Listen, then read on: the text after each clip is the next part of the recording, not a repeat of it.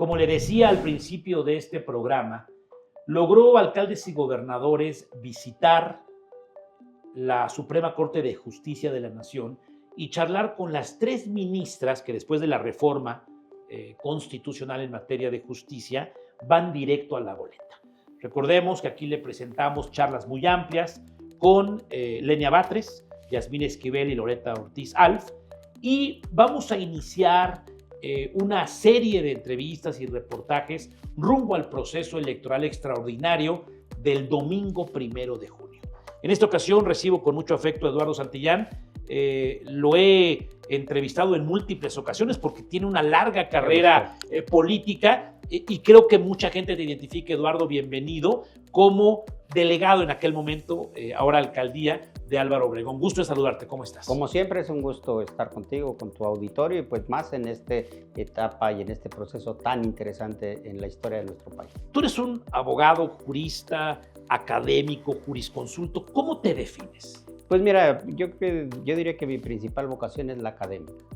Soy un profesor metido en la justicia, un profesor metido en el servicio público, que a través del estudio del derecho, pues encuentras en el servicio público en sus diversas facetas, en el ejecutivo o en el legislativo o en el judicial, la manera de hacer realidad el ideal de justicia que todos tenemos. Eduardo, tú eres un personaje que cree profundamente que México necesita un cambio, así como un calcetín cuando lo volteamos completamente en materia de justicia en este país. Por supuesto, es el gran tema pendiente de la democracia mexicana. No puede haber una democracia consolidada sin un sistema de justicia. No puede haber un combate a la pobreza sin justicia. No puede haber desarrollo económico y estabilidad económica sin justicia. Y no puede haber seguridad sin justicia. Entonces, es la columna vertebral hoy de un proceso de transformación en nuestro país. Si no hay justicia, no hay democracia. ¿Era la única manera, haciendo una reforma constitucional, licitar a las urnas? No, el otro camino era un camino mucho más tardado, mucho más tortuoso, era difícil romper inercias, culturas, privilegios. Realmente la problemática del Poder Judicial se había convertido en un verdadero nudo gordiano, ¿sí? Y los nudos gordianos pues no se deshacen, se cortan, ¿no? De tal suerte que me parece que la reforma al Poder Judicial lo que hace un corte de tajo que implica una renovación mucho más rápida, acelerada, que implica que todo el Estado mexicano y que la sociedad mexicana nos podamos plantear cuál es el sistema de justicia que queremos. El otro camino podría llevar 10, 20, 30 años. La sociedad no está para esperar 30 años para cambiar el sistema de justicia. ¿Por qué no al estilo Zedillo? Corro a los ministros de la Corte, tengo la mayoría calificada, me apoyan las fuerzas políticas y dicen algunos que matando al perro se acabó la rabia. Pues, ¿cuál fue el resultado de esa reforma de Zedillo? Se cambió la cúpula de la Suprema Corte, pero no hubo un cambio sustancial en el sistema de justicia. ¿Qué es lo que nos está diciendo la gente, la población?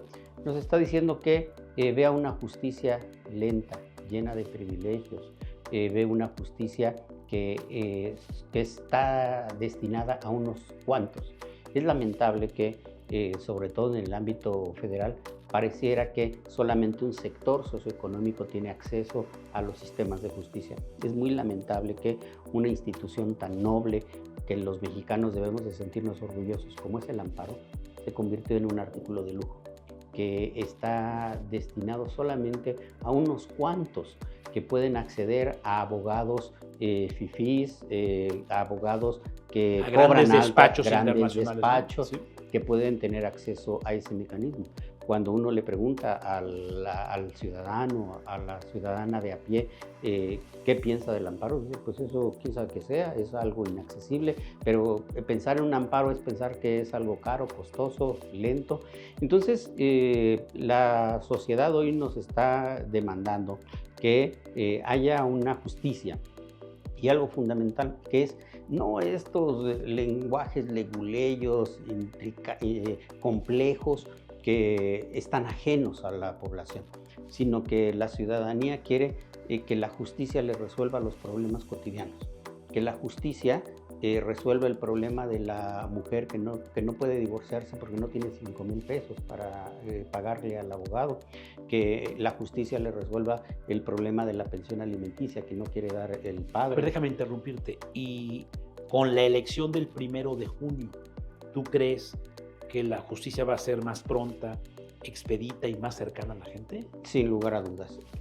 Lo que nos demuestra esta elección esta es la punta del iceberg del problema de justicia. No va a ser suficiente la elección de jueces y magistrados, pero es un elemento fundamental. En primera instancia porque va a vincular a las personas juzgadoras con la sociedad, con el pueblo. Cada vez se hace más visible. Tú no me dejarás mentir que pues no se notaban los temas de justicia.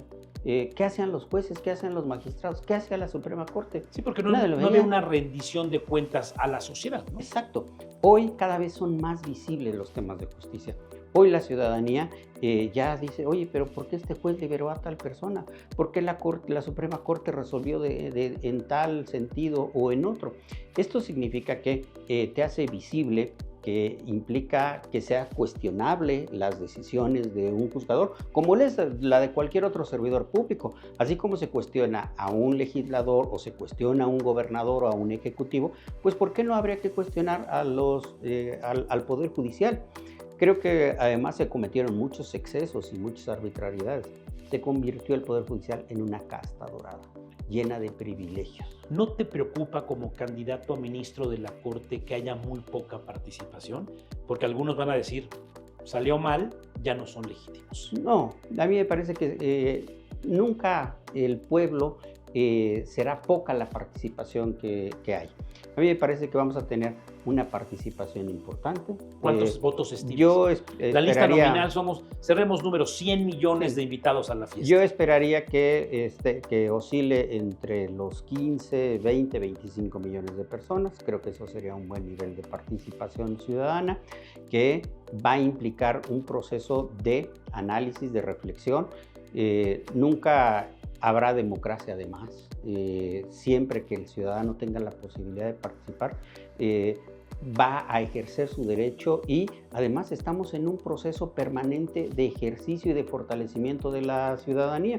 Entonces, en la medida en que la ciudadanía participa, se entera, cuestiona a las y los candidatos, pues evidentemente que en el momento que se cometen errores o abusos, también vendrá una sanción importante del pueblo. Recuerda a nuestro auditorio cuántos ministros se van a escoger el próximo 1 de junio.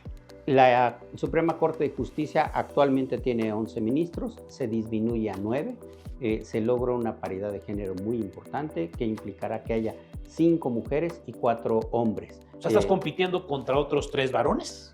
Así es, habrá 4 espacios para hombres, 5 para mujeres. No se compite hombres con mujeres. Esto es una elección muy novedosa, muy importante, porque el ciudadano podrá votar por hasta 5 mujeres o hasta por 4 hombres en la boleta. ¿Sabes qué número llevas en la boleta?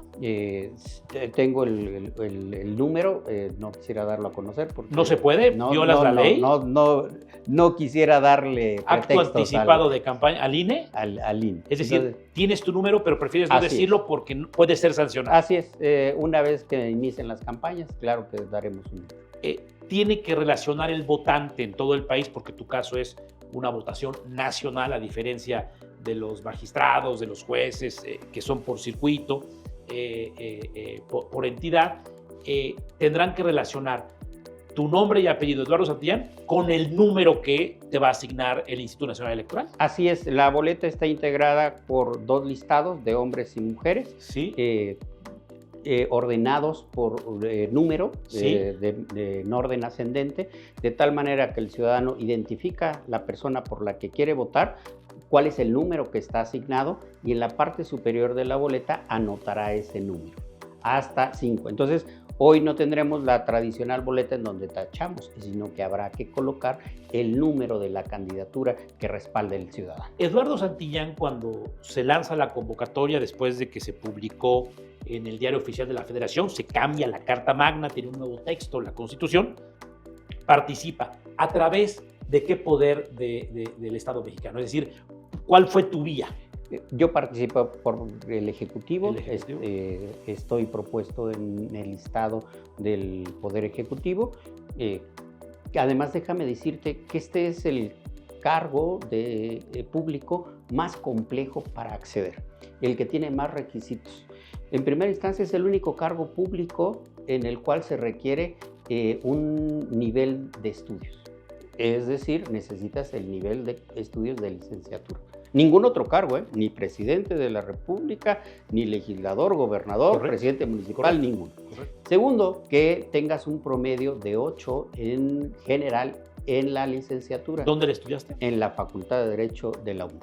Tercero, que tengas un promedio de 9 en las materias de especialización. A partir de ahí, que cumplas con un requisito que será 5 años de experiencia en el desempeño de la profesión. Después, pasar a un proceso de idoneidad, en donde se valoran toda una serie de aptitudes personales y profesionales. Es decir, ¿estás limpio de escándalos de corrupción? Absolutamente.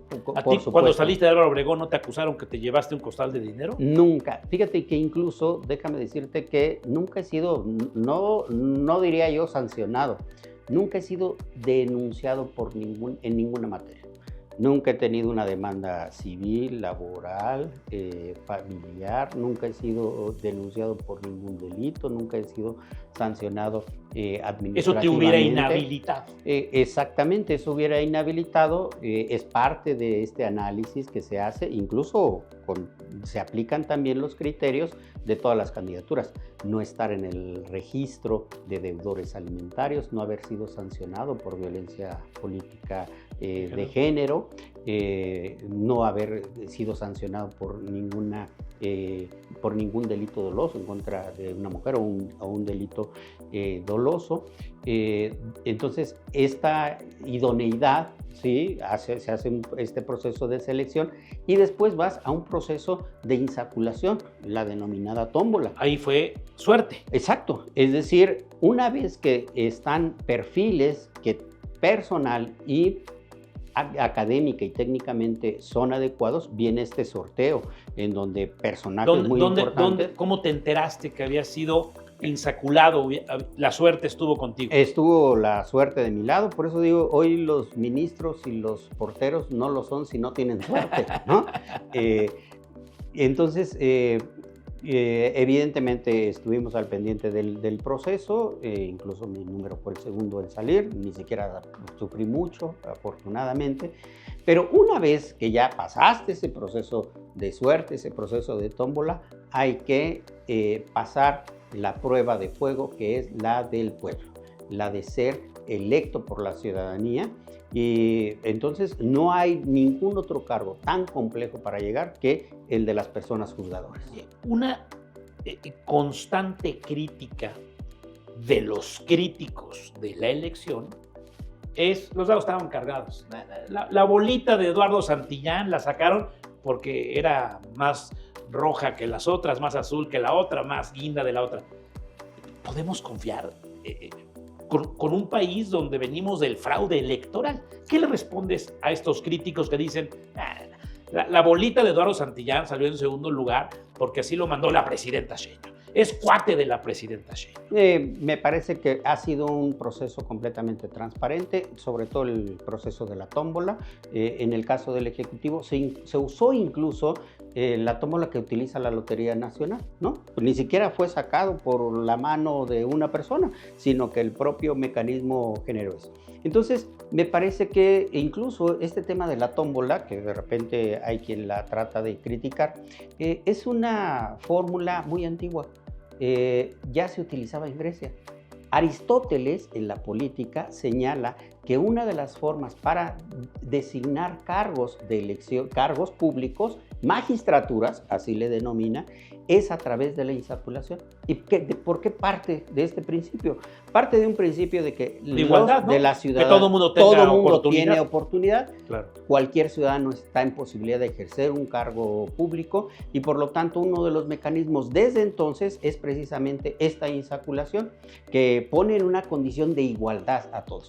Al contrario, rompe con cualquier vínculo de dependencia o de subordinación, porque a final de cuentas en esa etapa, al ser precisamente la suerte, la fortuna, la que hace este proceso de selección, se rompe cualquier vínculo. Si después todavía le agregas que tienes que tener el respaldo popular, pues evidentemente que genera personas que tienen una enorme legitimidad. Otro de los críticos de la reforma constitucional, de la elección extraordinaria y de Eduardo Santillán es parte de Sheinbaum.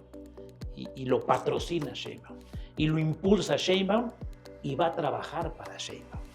Mira, me parece que no hay una relación de subordinación o de dependencia.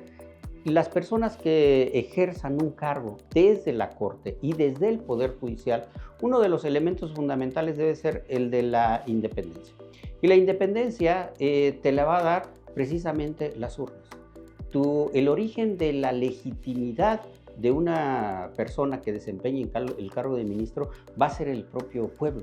Eso va a generar, sin lugar a dudas, personas desde la Corte que tengan una enorme legitimidad, como ningún otro, porque va a tener detrás de sí el respaldo del pueblo. La otra es también, va a ser fundamental el hecho de que pasemos de una cultura de la confrontación de los poderes.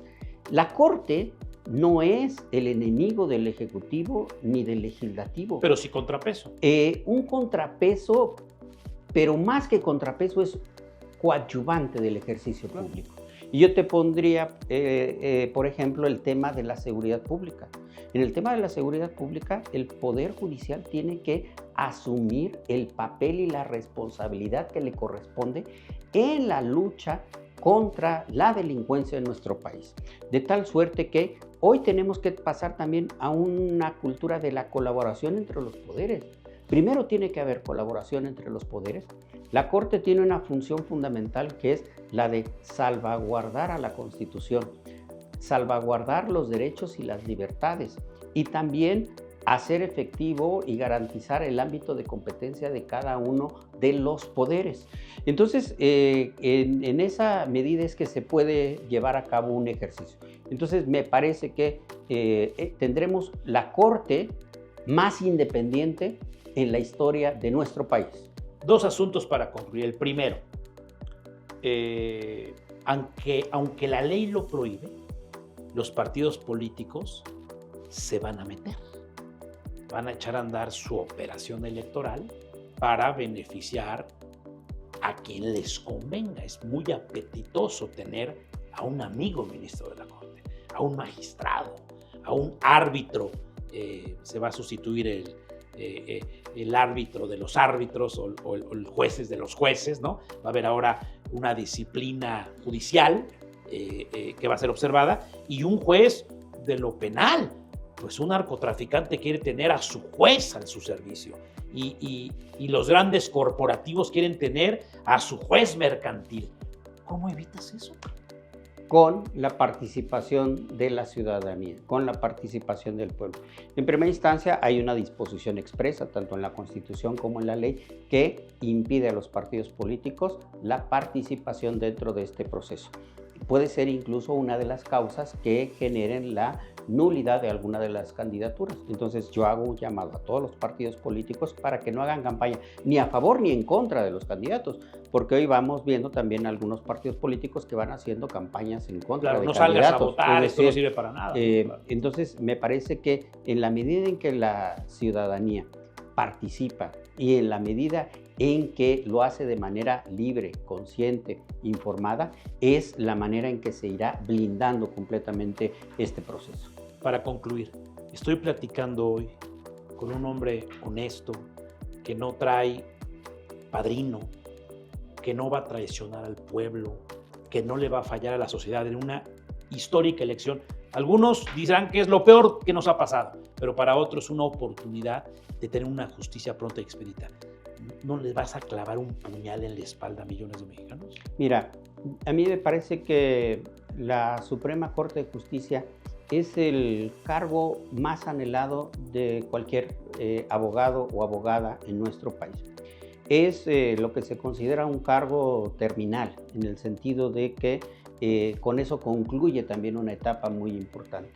Y que tal cual no tenemos derecho a fallarle a la gente, porque no hay otro camino. La lucha por la justicia a partir de esta reforma y a partir de estos planteamientos ya no existen otras alternativas, otros caminos. Fallar en las responsabilidades de esta nueva etapa del Poder Judicial implicaría condenar a la sociedad mexicana y al pueblo a la oscuridad de la injusticia. Así es. De tal suerte que con esa legitimidad que darán a quienes resulten vencedores de este proceso, la legitimidad del pueblo, esa también implica una enorme responsabilidad, que hoy no sucede. Hoy un ministro no siente que le deba absolutamente nada al pueblo, no siente necesidad de rendirle cuentas. Me parece que los próximos ministros o ministras tendrán eso. Yo en lo particular me siento muy satisfecho por el desempeño de mis cargos públicos, porque sigo siendo un profesor que camina con tranquilidad en Ciudad Universitaria, porque ando en la calle saludando a la gente, y esa tranquilidad del desempeño bajo los principios de ética del servicio público es, a final de cuentas, lo que te da la tranquilidad y la felicidad. Cola corta, pues. Así es, lengua larga. Gusto saludarte Gusto. Y que gane pues los nueve mejores para beneficio de una justicia pronta, expedita, abierta, llena de luz, nada oscura. Amén. Gusto saludarte. Gracias. Continuamos.